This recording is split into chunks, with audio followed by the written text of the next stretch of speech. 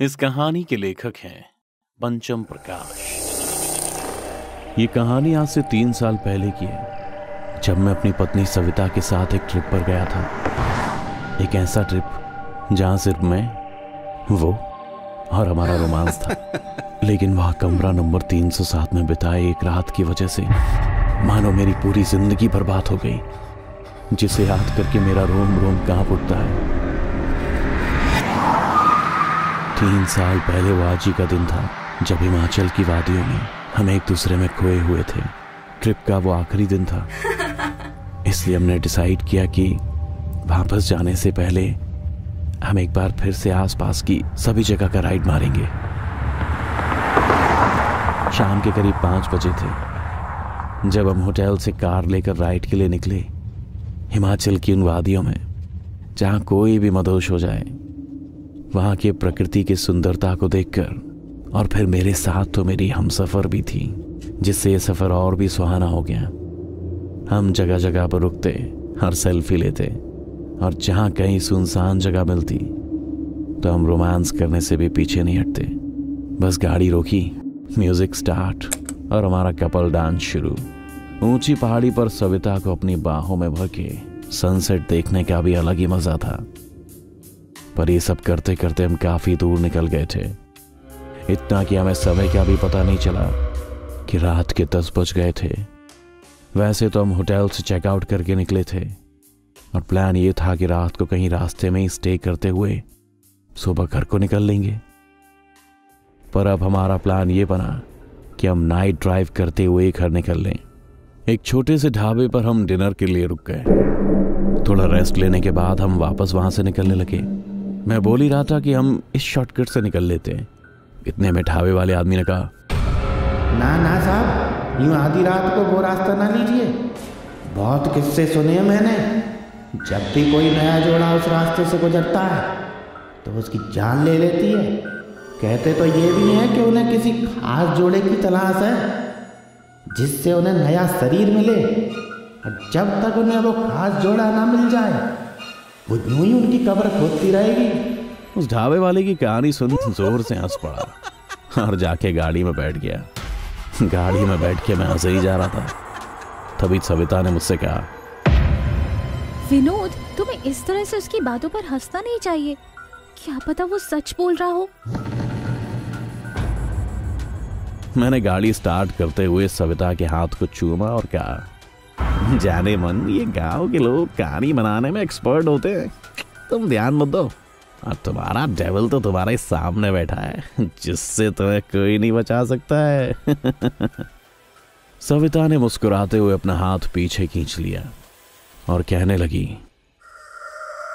इस डेविल से तो मैं बचना भी नहीं चाहती। मैंने गियर बदला और गाड़ी को शॉर्टकट की तरफ ही मोड़ दिया, जिसके बाद रोमांटिक म्यूजिक के साथ हमारा सफर अपनी मंजिल की ओर बढ़े ही जा रहा था। रात के करीब 1 बज रहे थे और पहाड़ी के उस आरी तिरछी सड़क पर भी मेरी नजर कभी सामने सड़क पर होती तो कभी सविता की आंखों में। एक हाथ कार के स्टीयरिंग पर तो दूसरा सविता के हाथ में। दोनों इस रोमांटिक सफर का मजा ले रहे थे और आगे बढ़े जा रहे थे। थोड़ी देर बाद गाड़ी कटीले रास्ते से हाईवे की तरफ बढ़ गई थी और रास्ता बिल्कुल सीधा था, इसलिए मैं सड़क से ध्यान हटाकर सविता के हाथ को चूमने लगा।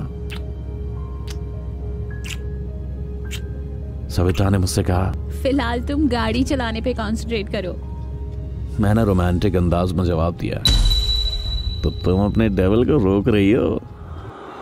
मैं उसकी आंखों में देखकर ही कह रहा था कि उससे पहले वो सामने देखते हुए चिल्लाई, विनोद, संभाल के, बच्ची है।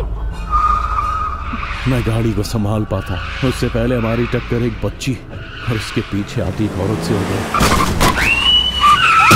और गाड़ी आउट ऑफ कंट्रोल होकर पत्थर से टकरा गई। अभी हमारी किस्मती थी जो हम बच गए, नहीं तो हमारी गाड़ी पलट भी सकती थी। गाड़ी के रुकते ही सविता ने खुद को संभाला और बाहर उन्हें देखने चली गई जो हमारी गाड़ी से टकराए थे। उसके पीछे मैं भी भागा भागा बाहर गया, पर बाहर दूर दूर तक हमें कुछ दिखाई नहीं। सड़क बिल्कुल साफ, जैसे कुछ हुआ ही ना हो। हाँ, मुझे समझ नहीं आ रहा था कि हमारी गाड़ी से टक्कर हुई तो हुई किसकी। मुझे तो यही लगा कि ये मेरा वहम था, किसी की टक्कर मेरी गाड़ी से हुई है, या फिर ऐसा हुआ होगा कि कोई परिंदा टकरा गया होगा। पर मेरी पत्नी सविता ये मानने को तैयार नहीं थी। वो पता नहीं किस बच्ची और औरत की बात कर रही थी। मैंने कैसे भी उसे समझाया और वापस गाड़ी में बिठाया, पर जैसे ही मैंने गाड़ी स्टार्ट की, बोनट में से धुआं निकलने लग गया और गाड़ी बंद हो गई। मैंने सोचा चेक करूं कि आसपास कोई गैराज है या नहीं, पर यह क्या, मोबाइल में तो नेटवर्क ही नहीं था। तभी मेरी नजर सामने एक बोर्ड पर गई जिस पर लिखा था होटल 200 मीटर। मैं सविता के साथ उस साइन बोर्ड के डायरेक्शन में ही चला गया, जहां मुझे होटल तो नहीं पर एक कब्रिस्तान मिला, जिसके मेन गेट के ऊपर आधे चांद जैसे बोर्ड पर स्वर्ग से शमशान लिखा था। सविता को ये बोर्ड बहुत अजीब लगा और उसने कहा, भला कब्रिस्तान का नाम ऐसा कौन रखता है? तभी मेरा ध्यान दूसरी तरफ सड़क के नीचे एक 3 मंजिला प्रॉपर्टी पर गया और मैंने सविता से कहा, इसे छोड़ो और सामने देखो, लगता है कोई होटल ही है, चलो चल के देखते हैं। सड़क पार करके जैसे ही हम होटल के करीब पहुंचे तो हमने पाया होटल का नाम स्वर्ग है। सविता के मन में होटल का इनाम खटक गया, क्योंकि सामने कब्रिस्तान का नाम स्वर्ग से शमशान था। वो कुछ बोलती इससे पहले मैंने उत्तर दिया, कुछ मत सोचो, थक चुकी हो तुम, चलो अंदर चलते हैं। अंदर जाते ही हमें ऐसा लगा जैसे हम किसी पुरानी हवेली में आ गए। ऐसा लग रहा था जैसे पूरे होटल को एंशिएंट थीम में बनाया गया हो। हर तरफ डिम लाइट और बारीकी से तराशी गई मूर्तियां। इधर उधर देखते हुए हम रिसेप्शन पर पहुंच गए। आवाज लगाने पर एक अधेड़ उम्र का आदमी बगल वाले कमरे से निकल के आया। रिसेप्शन पर आते ही एकदम बुझा बुझा सा कहता है, आइए, स्वागत है आपका। मैंने उससे कहा, एक कमरा चाहिए मैं आज रात के लिए। मेरे इस बात पर वो बुदबुदाते हुए स्वर में कहता है, बस एक ही रात काफी है। सविता ने उसकी आवाज को सुन लिया और उसने आपत्ति जताते हुए कहा, मतलब क्या है आपका? अजीब मुस्कुराहट के साथ वो जवाब देता है, मैं एक दिन भी आपकी सेवा कर पाऊं वो काफी है मेरे लिए। चाबी लीजिए, कमरा नंबर 307। चाबी देते हुए वो वापस अपने कमरे में जाने लगा। सविता उससे पूछती है, यहाँ सिर्फ हम हैं या कोई और भी है? कमरा नंबर 307 ही आखिरी है, अब यहाँ कोई नहीं आएगा। वो आदमी अपने कमरे में चला गया। इधर मैं भी सविता के साथ लिफ्ट की तरफ पड़ गया, लेकिन उस पर नो सर्विस का बोर्ड लगा था, इसलिए हमें सीढ़ी से ऊपर जाना पड़ा। ग्राउंड फ्लोर से हम 3rd फ्लोर पर पहुंच गए, लेकिन इस पूरे होटल में हमें कोई दिखा नहीं। हर तरफ बस सन्नाटा ही सन्नाटा पसरा था, जैसे कि इस वीरान होटल में हमारे सिवा और कोई है ही नहीं। रूम खोल के मैं अंदर चला गया, लेकिन सविता अब भी गैलरी में खड़ी अगल बगल के दरवाजे को देख रही थी, ताकि इसे कोई और दिख जाए। पता नहीं इसके दिमाग में क्या चल रहा था। हो ना हो उस ढाबे वाले की बात उसके दिमाग में घर कर गई थी, इसीलिए मैंने उसे आवाज लगा के अंदर बुला लिया। फिर हम दोनों फ्रेश होकर बेड पर आ गए। सविता मुझसे अब भी परेशान लग रही थी। उसके बालों को मैंने पीछे करते हुए पूछा, क्या हुआ, इतनी परेशान क्यों? उसने मेरे सीने पर सिर रखते हुए कहा, पता नहीं क्यों पर मुझे सब अजीब अजीब सा लग रहा है। मैंने उसे अपने आगोश में ले लिया और बड़े प्यार से कहा, कुछ नहीं हुआ, सब ठीक है, तुम्हें थोड़ा आराम कर लेना चाहिए, चलो आंखें बंद करो अपनी। सविता ने अपनी आंखें बंद कर ली, फिर मैंने भी अपनी आंखों को बंद कर लिया और अपना हाथ उसके सिर पर सहलाने लगा। और ऐसा करते करते मैं खुद कब सो गया ये मुझे भी पता ही नहीं चला। उस वक्त घड़ी में करीब 2:30 बज रहे थे, पर सविता की आंखों में अभी भी नींद गायब थी। वो एकटक ऊपर घूमते हुए पंखे को देखे जा रही थी। उसके मन में बेचैनी थी, इसीलिए वो उठकर बालकनी में चली गई, जहां ठंडी हवाओं का झोंका चल रहा था। अचानक से उसकी नजर गेट से भागती आ रही एक बच्ची पर पड़ी, जिसके पीछे एक औरत भी थी।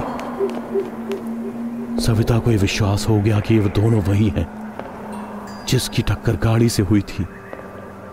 सविता तुरंत भागकर मेरे पास आई, लेकिन मैं काफी गहरी नींद में था, इसलिए वो खुद उन्हें नीचे देखने चली गई।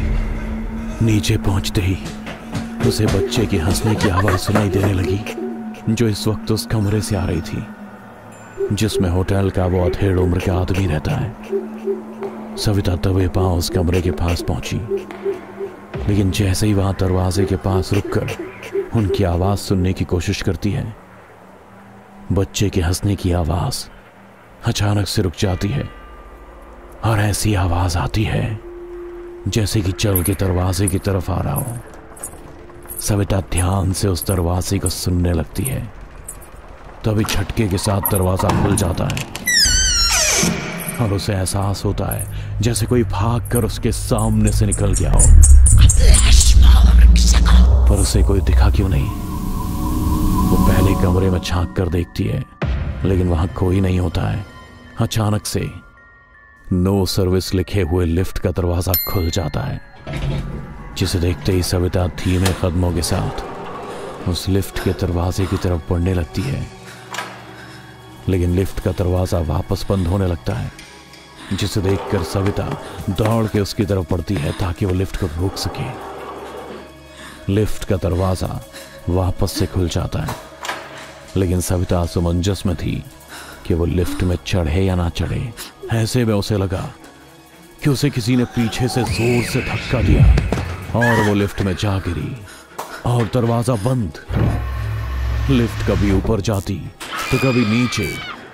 सविता खुद को संभाल नहीं पा रही थी।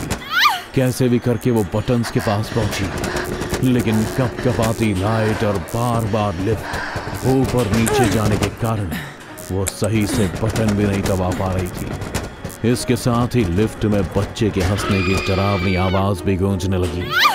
सविता के डर के मारे पसीने छूटने लगे। वो बार बार खुद को संभालने की कोशिश कर रही थी। कितने में किसी ने उसके बालों को जोर से पकड़ा और लिफ्ट के दरवाजे पर जोर से दे मारा। सविता चीखते हुए नींद से उठती है। अब तक का यह खतरनाक मंजर उसके सपने में चल रहा था। सविता की चीख से मेरी भी नींद टूट गई। फिर क्या हुआ ये पूछने पर उसने सपने की पूरी बात बताई, जिसे सुनकर मैंने उससे कहा, ऐसे वक्त में तुम्हें ज्यादा स्ट्रेस नहीं लेना चाहिए, क्योंकि तुम्हारे अंदर भी कोई है, उसका भी ख्याल तुम्हें रखना है। अभी सो जाओ तुम, ठीक है? एक प्यारी सी मुस्कान के साथ सविता मेरे सीने पर सर रख के सो गई।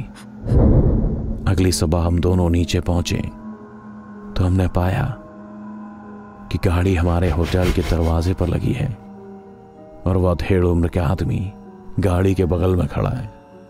मेरे आते ही वो बोलता है, हेलो बाबू, आपकी गाड़ी ठीक हो गई।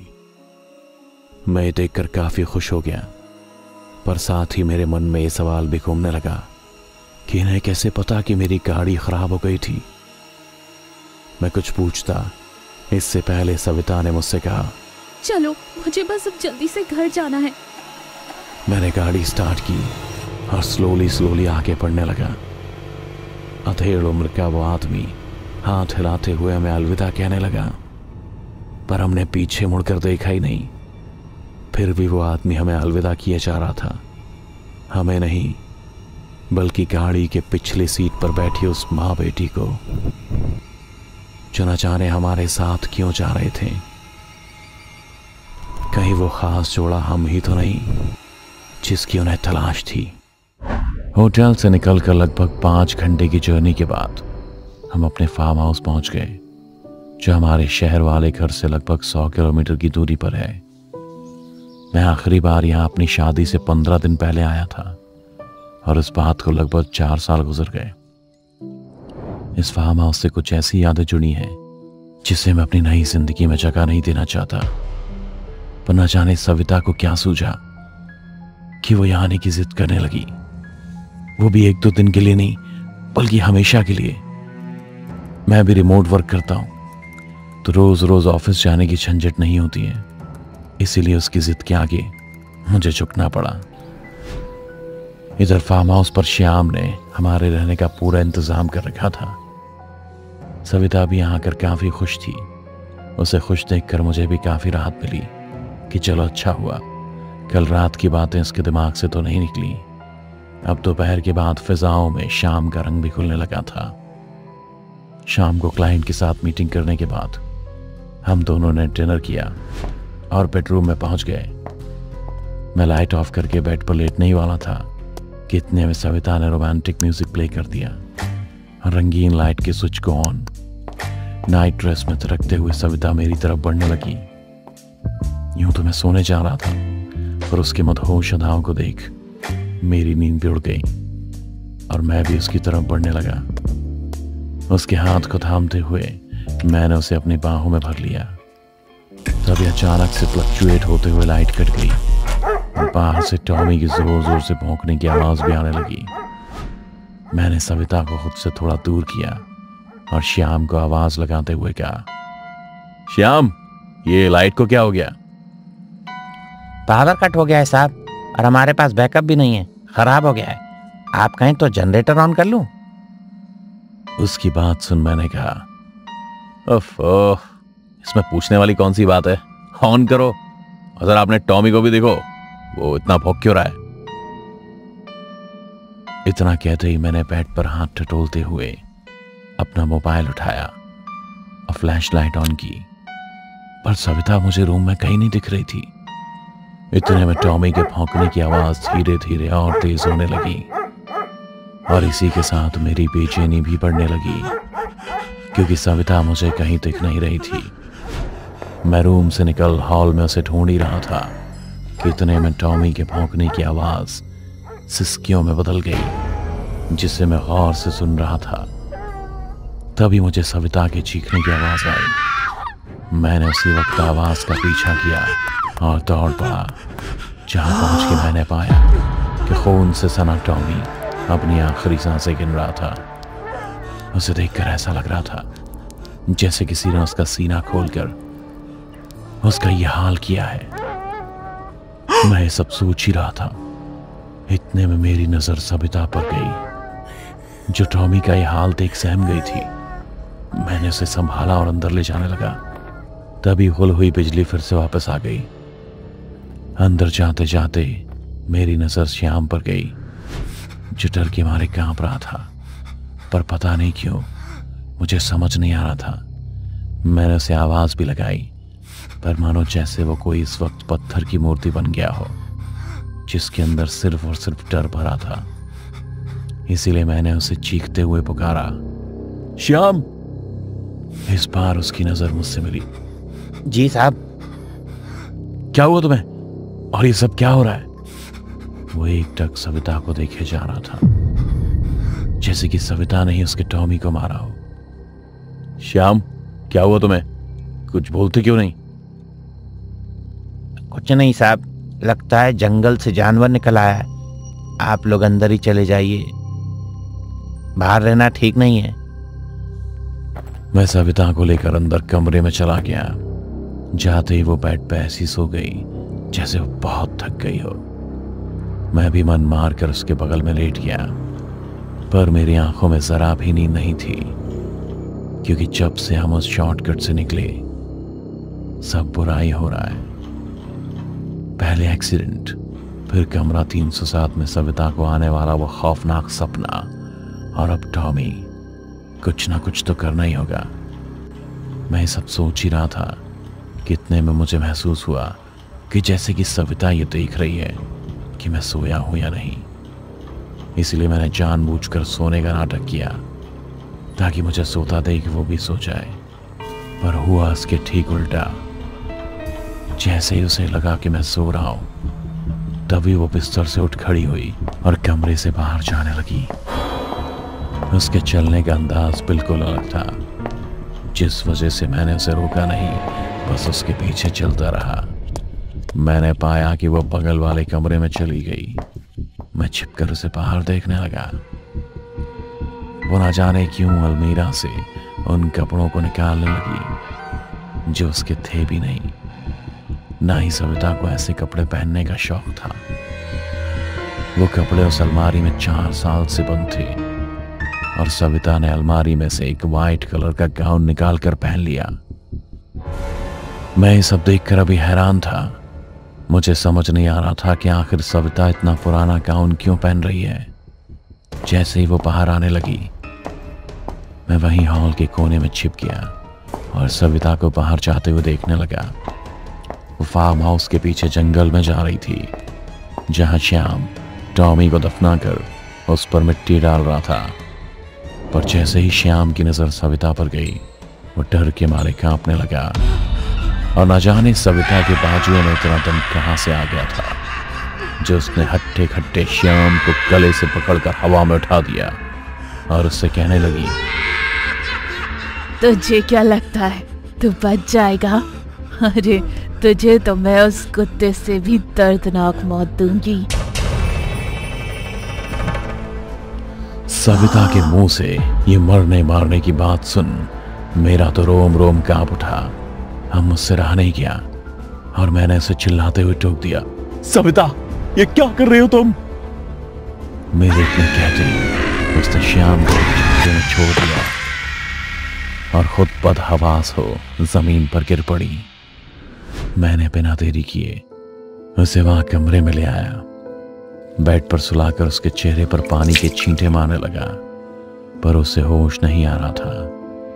मैंने श्याम से कहा डॉक्टर को बुला लें, पर उसने कहा डॉक्टर से कुछ नहीं होगा साहब, क्योंकि सविता बीमार नहीं, पोजेस्ड है। एक पल को तो मैं उसकी बात मानने को तैयार नहीं था, पर जो सब कुछ सामने हो रहा था उसे देखते हुए मैंने श्याम से ही कुछ उपाय निकालने के लिए कहा। तो उसने एक तांत्रिक के बारे में बताया जो हमेशा हमेशा के लिए रूह से सविता को दूर कर सकता है। पर वो यहाँ नहीं आ सकते, हमें उनके पास जाना होगा। पर फिलहाल के लिए हम पास के चर्च से पादरी को बुला सकते हैं। उस वक्त मेरे दिमाग में बस इतना चल रहा था कि सविता किसी भी तरह आंखें खोले, इसीलिए मैंने श्याम को पादरी को लाने के लिए भेज दिया। पादरी के आने तक मैंने सविता को होश में लाने के लिए बहुत कोशिश की, पर कुछ भी काम नहीं आया। पादरी ने कमरे में घुसते ही कहा, यह कमरा बुरी शक्तियों के प्रभाव में है। इससे पहले कि इस लड़की को होश आए, बांध दो इसे। मैंने पादरी की इस बात का विरोध करते हुए कहा, फादर ये कैसी बात कर रहे हैं आप? बीवी है ये मेरी, इसे कैसे बांध सकता हूं मैं? मेरी इस बात पर पादरी ने कहा, मैं समझ सकता हूं कि तुम उससे बहुत प्यार करते हो, इसके लिए जान भी दे दोगे, पर अगर तुम इसकी जान की सलामती चाहते हो तो जल्दी से इसे बांध दो। इससे पहले मैं खुद ये सारी बातें समझ पाता, सविता को होश आने लगा।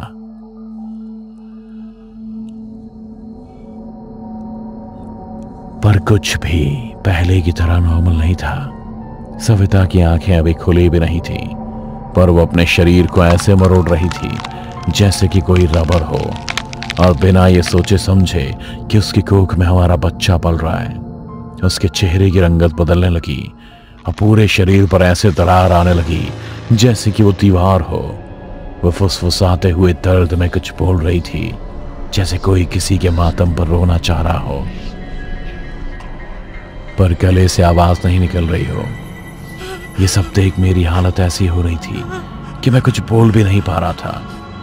तभी पादरी ने श्याम से कहा, बांध दो इसके हाथ पांव अभी के अभी।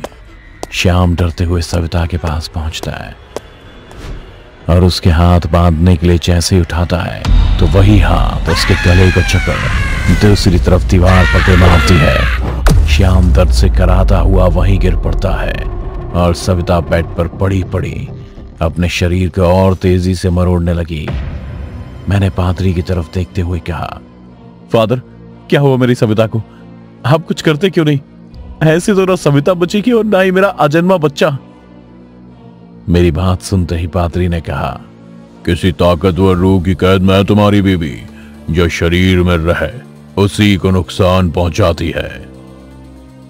पादरी की तरह कहते ही सविता ने चीखते हुए खुद का ही गला पकड़ लिया और उसे जोर जोर से दबाने लगी। मैं अपने हाथ जोड़ पादरी के आगे गिड़गिड़ाने लगा, कुछ कीजिए और बचा लीजिए मेरी सविता और मेरे बच्चे को, प्लीज। पादरी आगे बढ़ा और अपने हाथ में रखे क्रॉस को सविता के सिर पर लगाते हुए गॉड से प्रे करने लगा।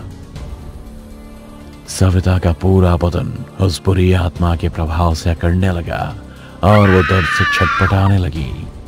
फिर अचानक उसने पादरी की तरफ ऐसे नजर फेरी कि वो किसी शक्ति के प्रभाव से लड़खड़ाते हुए पीछे चला गया।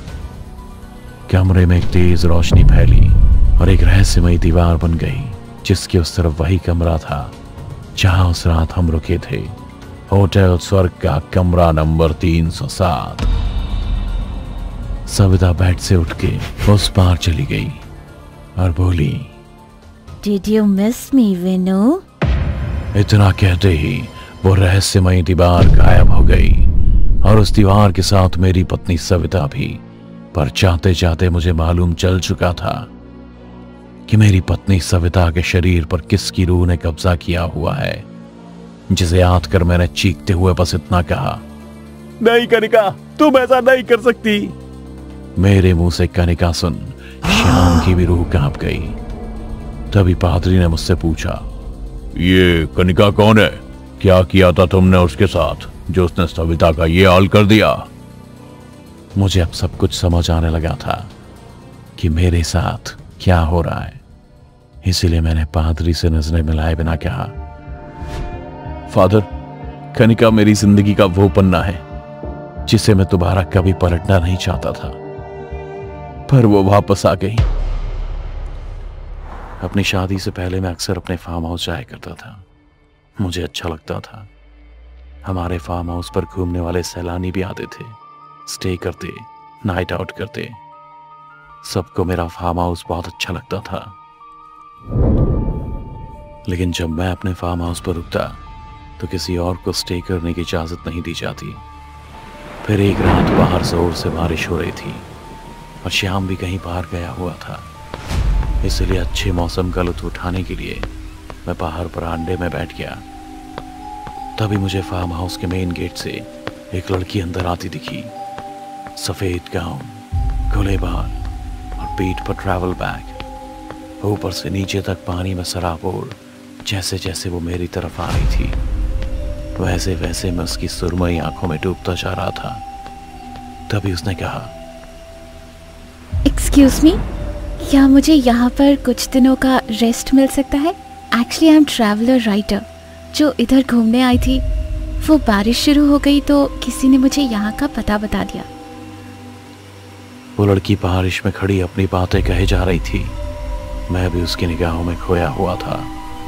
तभी उसने फिर कहा, एक्सक्यूज मी, मैं यहाँ रुक सकती हूँ या नहीं? इस बार उसके थोड़ा जोर से पूछने के बाद मेरा ध्यान गया कि वो बारिश में भीग रही है।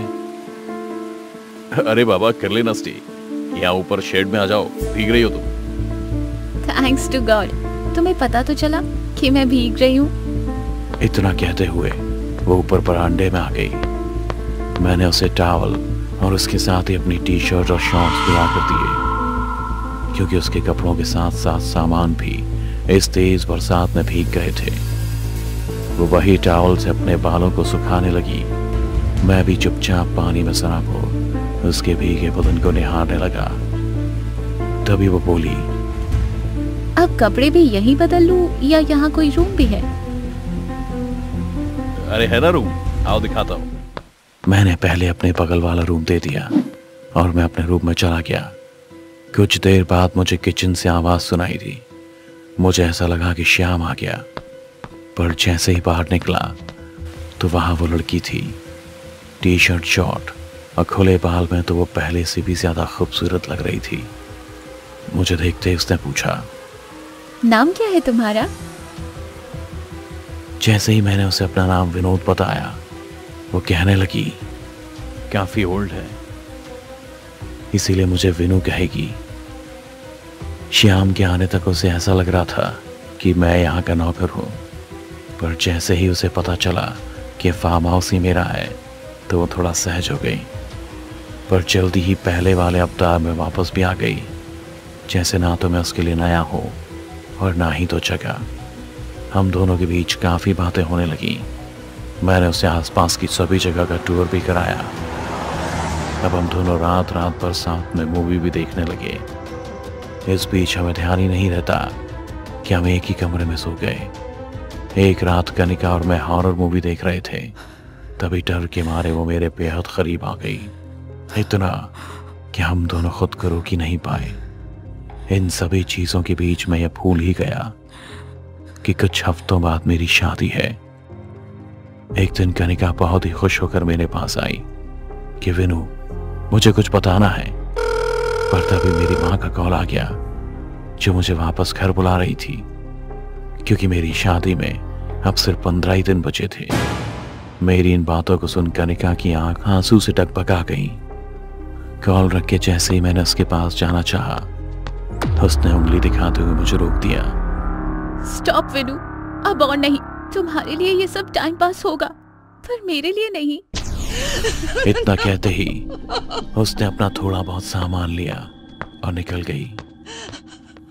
ना तो मैं जान पाया कि वो क्या कहने वाली थी, और ना ही मैं उसे समझा पाया कि मेरे लिए भी सब टाइम पास नहीं था। पर मैं शादी से मना नहीं कर सकता था, इसलिए मैं भी वहां से अपने घर के लिए निकल गया।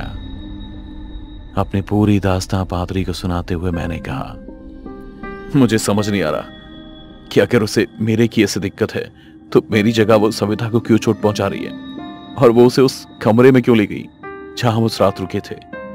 फादर, आखिर कनिका मरी कैसे?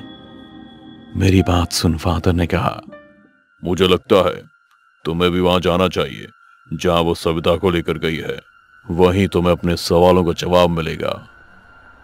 फादर की बात खत्म होते ही मैं सीधे होटल स्वर्ग के लिए निकल पड़ा। मुझे याद नहीं कि मैंने अपनी जिंदगी में कभी इससे तेज गाड़ी चलाई थी। वहां पहुंचते ही मैंने पाया कि होटल स्वर्ग उस रात से बिल्कुल अलग है। उस रात इस होटल में चमक थी, पर आज ये बिल्कुल वीरान है, मानो जैसे यहां सालों से कोई नहीं आया हो। और होटल का दरवाजा भी बंद था। जैसे ही उसे खोलने के लिए मैंने अपना हाथ आगे बढ़ाया, तभी दरवाजा एक झटके में अपने आप खुल गया। मेरी तो डर से रूह कांप गई। मैं भागता हुआ रिसेप्शन के पास पहुंचा, जहां पहले की तरह कोई नहीं था। फिर मुझे वो कमरा याद आया जहां से पहले वो अधेड़ उम्र का आदमी निकला था। उस कमरे की तरफ मैं जैसे ही बढ़ा, मेरा चेहरा मकड़ी के मोटे जाल में फंस गया और मेरे चेहरे पर मकड़ियां चलने लगी। जैसे तैसे मैं उस कमरे के पास पहुंचा, जिसका दरवाजा खोलते ही अंदर से निकलने वाले चमगादड़ के झुंड ने मुझे जमीन पर गिरने पर मजबूर कर दिया, जिस पर से काली बिल्ली मुझे नोचते हुए ऊपर भाग गई। मेरे शरीर से लेकर चेहरे तक पर खरोंच के लाल निशान उभर आए थे।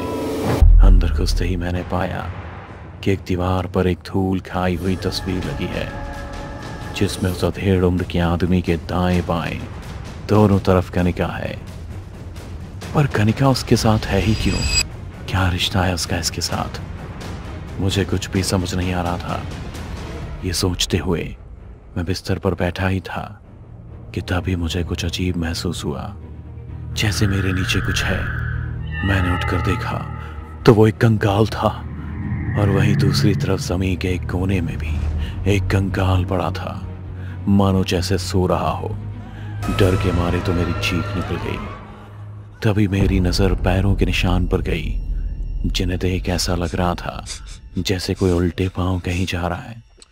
मैं डरते डरते उन्हीं पांव के निशानों को फॉलो करते हुए कमरा नंबर 307 के पास पहुंच गया, जहां अंदर से ठक ठक की आवाज आ रही थी। मैंने धीमे से दरवाजा खोला तो देखा सविता कुर्सी पर बैठी हुई है और टेबल पर अपनी हथेली फैलाए चाकू से अपनी उंगली के बीच में मार रही है। कभी उसका चाकू उंगली के बीच टेबल पर लग रहा था, तो कभी उंगलियों पर। टेबल से जमीन पर धीरे धीरे खून टप टप करके बह रहा था। तभी सविता के अंदर समाई कनिका ने कहा, आ गए विनू? उसकी आवाज सुन मैं सहम गया, पर मैंने हिम्मत कर आगे बढ़ते हुए कहा, देखो कनिका, मैं मानता हूं कि तुम मुझसे नाराज हो क्योंकि मैंने किसी और से शादी कर ली। मैं ये कहते हुए आगे बढ़ ही रहा था कि उसने चीखते हुए चाकू सविता की हथेली में धंसा दिया और वापस उसे निकालते हुए मेरी तरफ बढ़ी। अगर एक शब्द और बोला तो ये चाकू सीधे तेरी बीवी के पेट में मार दूंगी। तुझे क्या लगता है मैं ये सब तेरा प्यार पाने के लिए कर रही हूँ? नहीं विनू, नहीं। मैं लौट के आई हूँ तो अपनी जुड़वा बहन मोनिका की मौत का बदला लेने, जिसका रेप कर तूने उसे मार दिया। फिर उसके आगे जो उसने कहा उसे सुन के तो मेरा दिमाग ही हिल गया। मोनिका कनिका की जुड़वा बहन है और दोनों इस होटल की मालिक की बेटी। कनिका के मुताबिक जब वो मुझे छोड़ फार्म हाउस से गई तो उसे ढूंढते हुए उसकी जुड़वा बहन मोनिका फार्म हाउस पर आई थी, क्योंकि कनिका ने उनसे काफी समय से कांटेक्ट नहीं किया था। होटल पहुंच जब कनिका को पता चला कि मोनिका उसे ढूंढते हुए फार्म हाउस आई है, तो वो भी वापस आई, जहां उसने देखा कि श्याम फार्म हाउस के पीछे गड्ढा खोद रहा है और बेजान उसकी बहन अपनी अंतिम सांस ले रही थी। जैसे ही कनिका उसके पास पहुंची तो उसने अपना दम तोड़ दिया और श्याम पर टूट पड़ी। लेकिन श्याम ने बड़ी चालाकी से अपना सारा किया धरा मेरे नाम से जोड़ दिया। जब कनिका अपने पिता के पास अपनी जुड़वा बहन की लाश लेकर पहुंची तो उनका बुरा हाल हो गया और मोनिका की जान जाने का कारण उन्होंने कनिका को समझ लिया। उन्होंने तो ये तक कह दिया कि अच्छा रहता कि मोनिका की जगह कनिका मर जाती। ये सुनकर कनिका टूट गई और उसने अपने पापा की दराज से उनकी पिस्तौल निकाली और खुद को गोली मारने ही वाली थी कि उसके पापा बीच में आ गए और खींचा ताने में गोली उसके पापा को लग गई और उन्होंने कनिका के सामने ही अपना दम तोड़ दिया। एक ही झटके में उसकी दुनिया उजड़ गई। पहले उसकी बहन, जिसे वो जान से भी ज्यादा प्यार करती थी, और फिर उसके पापा। वो उन दोनों की लाश को एक नजर देखते हुए अपने कमरे में आ गई और खुद को गोली मार अपनी जान ले ली।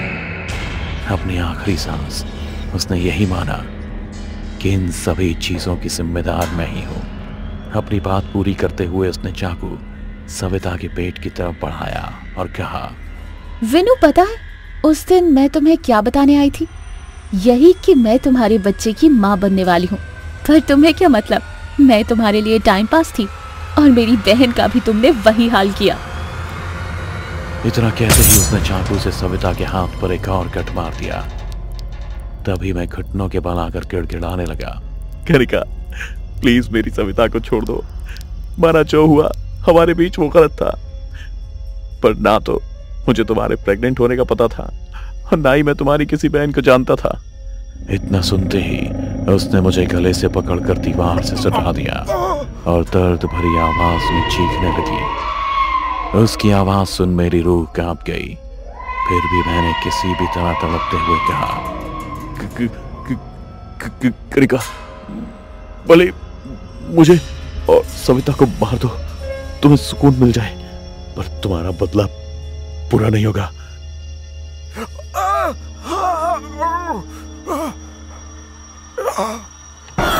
इतना सुनते ही उसने मेरे गले को छोड़ दिया और जोर जोर से चीखने लगी और सविता के शरीर को फिर से मरोड़ने लगी।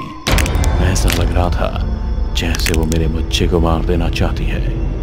मैं उससे लड़ नहीं सकता था क्योंकि वो शरीर मेरी ही बीवी का है, इसीलिए मैं उसके सामने गिड़गिड़ाने लगा, कनिका अगर मुझे तुम्हारी प्रेगनेंसी के बारे में पता होता तो मैं तुम्हें कभी अकेला नहीं छोड़ता, और उस वक्त भले ही मैंने तुम्हारा साथ नहीं दिया, पर आज दे सकता हूं। तुम्हारी बहन के हत्यारे को तुम्हें सौंप के अपनी गलती सुधारने का एक मौका दे दो कनिका, और मेरे बीवी और बच्चों को छोड़ दो। इतना सुनते ही वो तेजी से मेरी तरफ बढ़ी और फिर से मुझे गले से पकड़ते हुए दीवार से सटा दिया। अगर इस बार पीछे हटे तो न सविता बचेगी और ना ही उसके पेट का बच्चा। इतना कहते ही सविता बेजान होकर मेरे ऊपर गिर पड़ी। उसके हाथ से अभी भी खून निकल रहा था। मैंने अपनी जेब से रुमाल निकाला और उसके हाथ में बांध दिया। फिर श्याम को कॉल लगाकर मैंने कहा, श्याम चलते चलते तुम होटल स्वर्ग के कमरा नंबर 307 में आ जाओ, सविता को हॉस्पिटल लेकर जाना है। श्याम को इतना कहते ही मैं सविता को वहां से लेकर सीधे हॉस्पिटल की तरफ निकल गया और श्याम अपने किए की सजा पाने कमरा नंबर 307, जहां पहुंच वो मुझे आवाज भी लगाता है, विनोद साहब, विनोद साहब, लगता है चले गए वो। जब मैं ऐसा नहीं दिखता हो तो वो दरवाजा बंद कर बाहर आता है और वहीं खड़ा हो एक बीड़ी चलाता है। एक कचले वो आगे बढ़ने ही वाला होता है कि कमरा नंबर 307 का वो दरवाजा चरमराते हुए खुल जाता है, जिसे देखने के लिए श्याम जैसे ही पीछे मुड़ता है, एक हाथ से कमरे के अंदर खींच लेता है और श्याम की एक चीख के साथ कमरा नंबर 307 का दरवाजा बंद। दोस्तों, कहानी पसंद आई हो तो अभी वीडियो को लाइक और कमेंट के साथ चैनल को सब्सक्राइब कर हमें सपोर्ट करें। और हाँ, डिस्क्रिप्शन में दिए गए लिंक के जरिए अब आप हमारी कहानियों का ऑडियो एक्सपीरियंस स्पॉटिफाई पर भी ले सकते हैं। अगर आपके पास भी कोई कहानी हो तो भेजिए हमें, क्या पता अगली दिल दहला देने वाली हॉरर एनिमेशन स्टोरी आपकी ही हो।